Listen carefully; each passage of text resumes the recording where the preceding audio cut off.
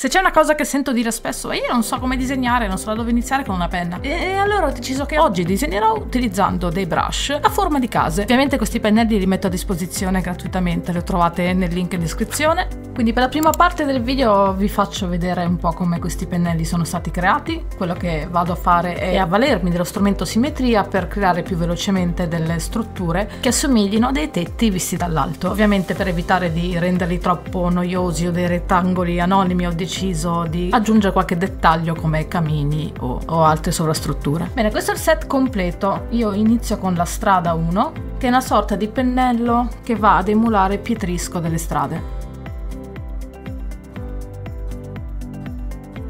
Ne ho creato un secondo pennello strada, che sono due linee parallele sempre un po' dinamiche, quindi non regolari, che aiuta a creare delle vie più larghe, quindi delle vie più calpestate o più importanti della città. Un altro pennello che ho inserito nel set è questo, ed è perfetto per fare le mura in pietra. Nello specifico, per tenere la linea dritta, cliccate in un punto, tenete premuto Shift e cliccate all'altra estremità per avere una linea dritta. Cioè, non è che sono io che ho la mano magica e Photoshop.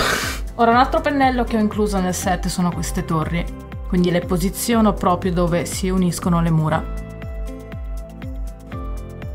Ora seleziono l'esterno, inverto, riduco di 1 perché quando vado a creare il colore sotto, se io usassi la stessa misura della linea finirei per avere un bordino extra, quindi in questo caso ridurre di 1 ti aiuta a tenere il disegno più pulito. Andiamo con la selezione delle case. Ci sono tetti di diverse dimensioni e soprattutto forme e li ruoto per posizionarli. Come faccio a ruotarli? È semplicissimo, utilizzate le frecce della tastiera. Lo so. Anche io ho speso mesi e anni della mia vita ad aprire il menu del pennello col tasto destro per ruotarlo, quando in realtà bastava solo schiacciare delle frecce. Vado avanti veloce per questa parte, seleziono i vari tetti, li ruoto e cerco di creare una piccola comunità che vive racchiusa e protetta da queste mura. In quanto piccola comunità mi piace l'idea di avere degli spazi ampi dove la gente può riunirsi, coltivare o dedicarsi al bestiame. Certo, finché è una piccola comunità è ancora fattibile. Probabilmente per una città più grande deciderei di spostare la zona rurale al di fuori.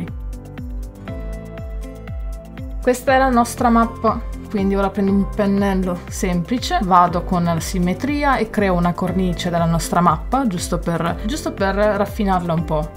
Creo un piccolo spazio per inserire il nome.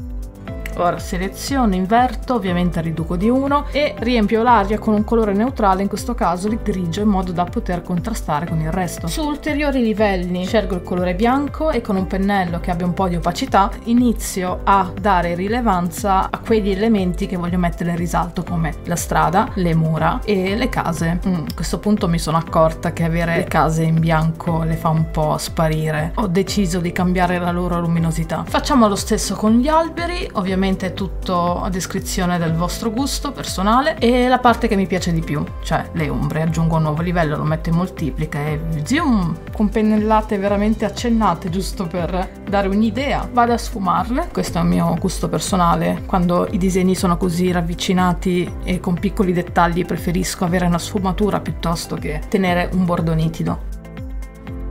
Ora, la parte più importante secondo me, che molti mi chiedete: create dei livelli superiori, utilizzate un pennello che abbia una texture particolare, un po' grunge, un po' rovinata, e con questo pennello aggiungete due livelli di colore in sovrapposizione, oppure sovrapposizione moltiplica, uno con un colore che vada a schiarire e l'altro con un colore che vada a scurire. Come vedete, l'effetto della carta diventa più interessante in questo momento. Tocco finale che io consiglio e non vedo molti fare è aggiungere un livello sovrastante di valori tonali dove giocare con i contrasti. E che dire, direi che per oggi abbiamo finito. Io sono Ren, se ti interessano contenuti di questo tipo lascia un like, commenta e iscriviti, o se ti va guarda questi altri video che ho dedicato.